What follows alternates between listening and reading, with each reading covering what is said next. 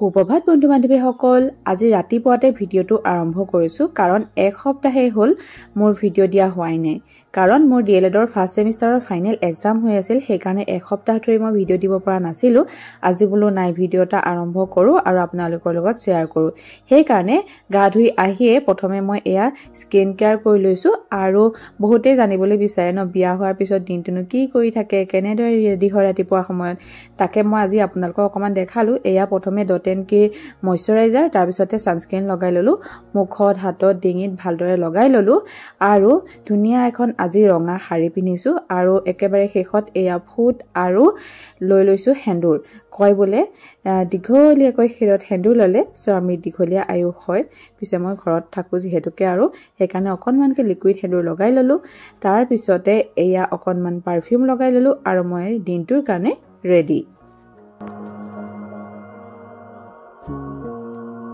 Good morning everyone কি কৰি আছে আপোনালোকে মই দিনটো দৈনন্দিন কামকাজ সমূহ কৰি আজৰি হৈ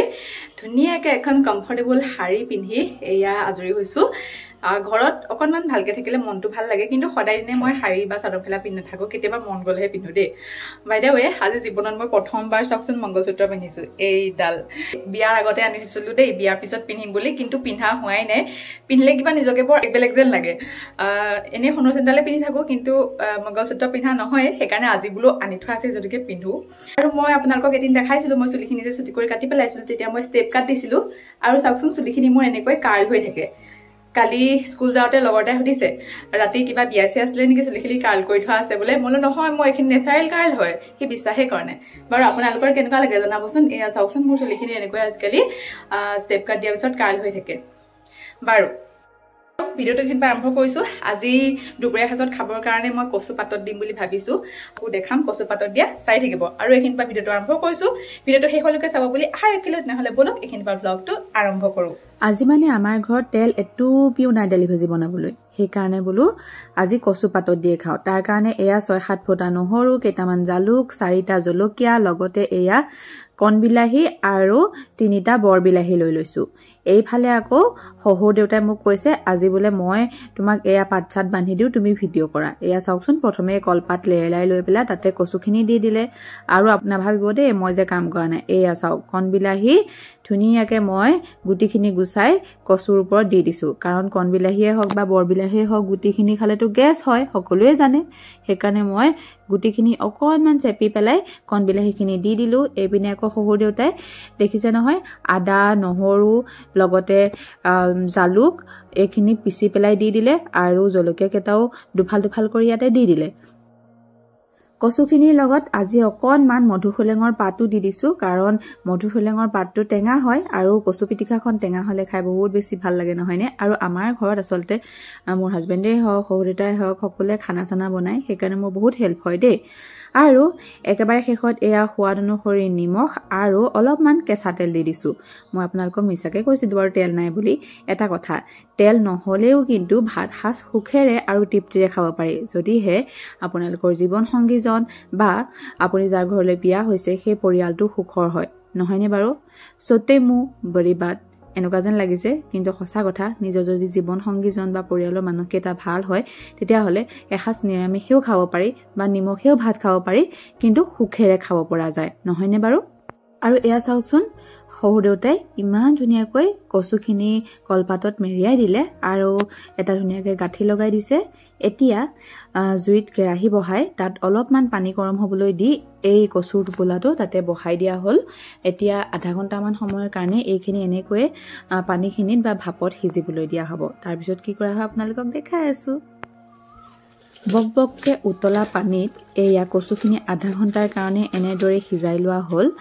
আৰু কচু সিজোৱা পদ্ধতি সকলোৰে বেলেগ বেলেগ হয় কিছুমানে জুইৰ অঙঠাটো ভাপত দিয়ে কিছুমানে প্ৰেছাৰ কুকাৰত কিছুমানে আকৌ টাৱাত কিছুমানে খুদা খোলা কেৰাহীটো দিয়ে আমি আজি এনেকৈ পানীত দি চালো কেনেকুৱা হয় বলো চাওচোন পিছে কচুখিনি খুব ধুনীয়াকৈ সিজিছে আপোনালোকে দেখা পাইছে ভিডিঅ'টোত কলপাতৰ পৰা কচুখিনি আন এখন কাঁহীত মই লৈ পুনৰ জুইত কেৰাহীখন বহাই তাত কচুখিনি দি দিছোঁ কাৰণ কেতিয়াবা কচুৰ ঠাৰিবিলাক নিখিজাকৈ থাকে বা বিলাহীবিলাকো গলি নাযায় আৰু কচু ঠাৰিবিলাক বিশেষকৈ গলি নগলে খজোৱাৰ সম্ভাৱনা থাকে বা খালে ধৰে কেতিয়াবা সেইকাৰণে পুনৰ কেৰাহীখনত দি হেতাখনৰ সহায়ত ভালদৰে হেঁচি গোটেইখিনি মিহলাই পেলালোঁ আৰু পুনৰবাৰ মই অকণমান মানে 2 চামুচ মানেৰে চাহৰ চামুচেৰে 2 চামুচ মানেৰে তেল দি পেলাই গোটেইখিনি একদম ভালদৰে মিহলি কৰি ল'লোঁ আৰু মানে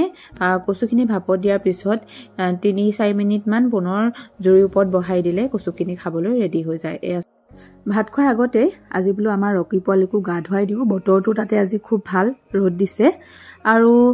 ইয়াক গা ধুৱাব আনিলে কেনেকেনো গম পায়, ইমান একেবাৰে দুখীয়া আত্মাৰ নিচিনাকৈ দেখিছেনে, মনটো মাৰি দিয়ে, মানে বৰ ভয় তাৰ পানীলৈ। এয়া দেখিছেনে ধুনীয়াকৈ তাক গা ধুৱাই দিছে আৰু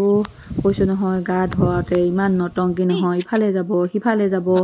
তাৰপিছত এয়া ধুনীয়াকৈ যেনিবা গাটো ধুৱাই দিলে, ধুৱাই দিয়াৰ পিছত এতিয়া ধুনীয়াকৈ আমাৰ ৰকি পোৱালি চাফা হৈ গ'ল।